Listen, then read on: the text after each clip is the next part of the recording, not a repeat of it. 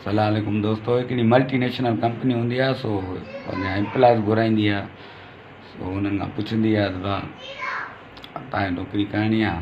पोइ चवंदा सही आहे। पोइ पंहिंजा फार्म भराईंदा आहिनि, ईंदा आहिनि ऐं 5-6 माण्हू ईंदा आहिनि। उन में छोकिरा बि हूंदा आहिनि, छोकिरियूं बि हूंदियूं आहिनि। ठीकु आहे न। वॾी मल्टीनेशनल कंपनी हूंदी आहे, वॾी जॉब हूंदी आहे। सो पहिरें के क्लाइंट खे घुराईंदा आहिनि त भाउ हाणे तूं पंहिंजो इंटरव्यू ॾे। सो उहो पंहिंजी क्वालिफिकेशन ॾेखारींदो आहे। मां क्लाइंट जेके असां पढ़ियल आहे, ऑक्सफोर्ड मां डिग्री आहे या जर्मनी मां किथां बि उहो ॾेखारींदा आहिनि। ठीकु आहे, त उहो चवंदो आहे त हाणे सुवाल जवाब शुरू कयूं। त इहे सुवाल जेको बॉस हूंदो आहे उहो सुवाल कंदो ई कोन्हे को बि कंहिं बि क़िस्म जो त भाउ तूं छा कंदो आहीं, या तोखे इंग्लिश केतिरी थी अचे, या ॼाण केतिरी थी, छा आहे छा न आहे। सो पुछंदो त तूं ड्यूटी आयल आहीं? चयो हा। त उन चवंदो आहे त तोखे ख़बर आहे ड्यूटी जो दौर अञा घणो आहे? चवंदो आहे न ख़बर न आहे। चवंदो 24 कलाक दौर अञा आहे, माना 24 कलाक ड्यूटी करिणी। चवंदो आहे 24 कलाक कीअं थी सघे, नामुमकिन आहे। चवंदो न तव्हांजी मर्ज़ी आहे, कयो त कयो, न त तव्हांजी मर्ज़ी आहे। पोइ बेरोज़गार हूंदो आहे, उन ते बि यस कंदो आहे। हल ठीकु आहे, 24 कलाकनि में कुझु न कुझु हिन में बि हूंदो, रेस्ट हूंदो ज़रूरु। 24 कलाक त ड्यूटी न वठंदा। त ऐं ॿियो चवंदो त बॉस चवंदो त हफ़्ते में का बि हिकिड़ी बि छुटी न हूंदी। त उहो चवंदो आहे ईअं कीअं थो थी सघे, हिकु 24 कलाक ड्यूटी, ॿियो हफ़्ते में हिकिड़ी बि छुटी न। सो ईअं माना ॾुख लॻंदो आहे हिनखे।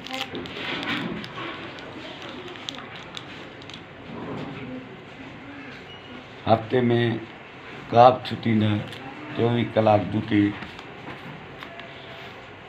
ऐं वरी क्लाइंट पाण पुछंदो त भला महीने में छुटी करे सघंदो आहे? चवंदो आहे न, महीने में छुटी न आहे।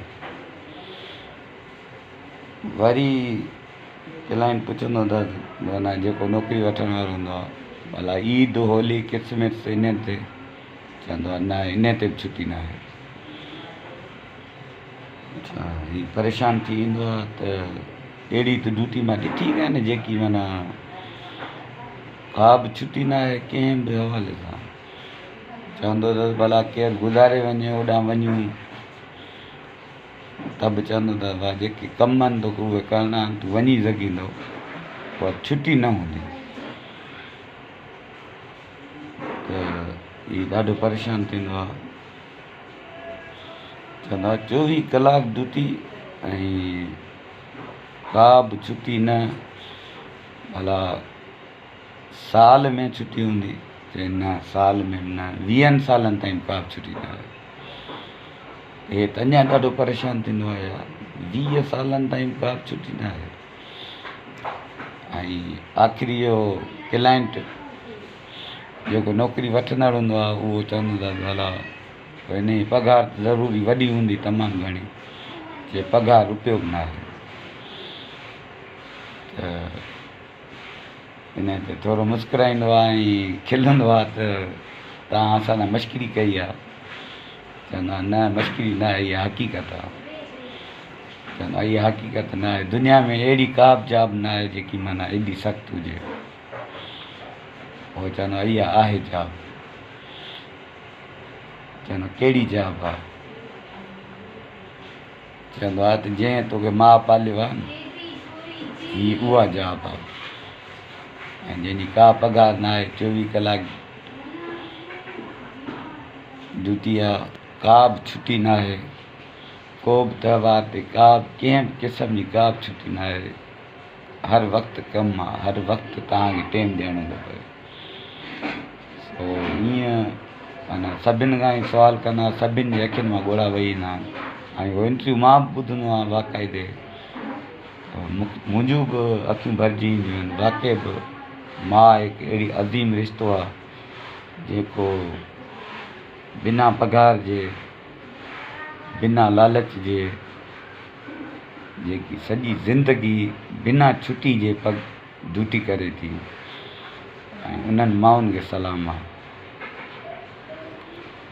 सो असां वटि जेके नौजवान आहिनि पंहिंजे माउ पीउ जो क़दुरु नथा कनि। बॉस जी जेको थोरा घणा पैसा ॾिए थो उन जी केॾी सनी था कनि।